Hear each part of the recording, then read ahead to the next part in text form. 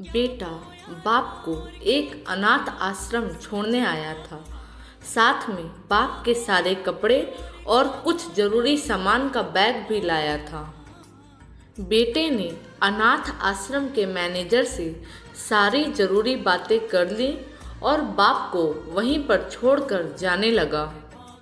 बेटा अभी अनाथ आश्रम के बाहर निकला ही था कि उसका फ़ोन बजा। फ़ोन उसकी पत्नी का था, जो दूसरी तरफ से पति को कह रही थी, वापस आने से पहले ससुर जी से कह देना किसी छुट्टी या त्योहार पर हमसे मिलने नहीं आएंगे तो भी चलेगा। आप वहीं पर खुशी से रहिए और हमें भी यहाँ सुख से जीने दीजिए। फ़ोन रख कर बेटा वापस अनाथ आश्रम में जाता है। वहीं बेटे की नज़र अपने बूढ़े पिता पर पड़ती है, जो अनाथ आश्रम के मैनेजर से हंस हंस कर बातें कर रहे थे और काफ़ी खुश भी लग रहे थे। बेटा सोच में पड़ जाता है कि उसका पिता अनाथ आश्रम के मैनेजर को कैसे जानता है।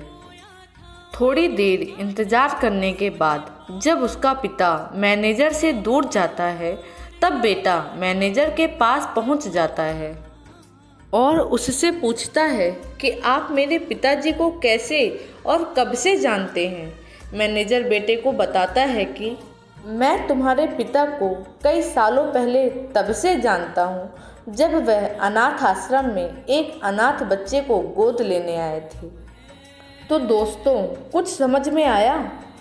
अब आप ही बताइए, सच में अनाथ कौन था?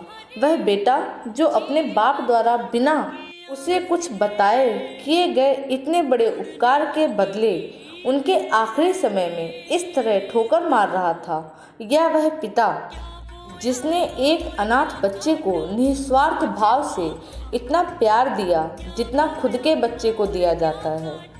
दोस्तों, अपने माता पिता की कदर करना सीखो, क्योंकि आप नहीं जानते होंगे कि उन्होंने आपसे क्या क्या छुपा रखा है। कितने बलिदान, कितने त्याग उन्होंने आपके लिए किए हैं, शायद आप जानते भी नहीं होंगे।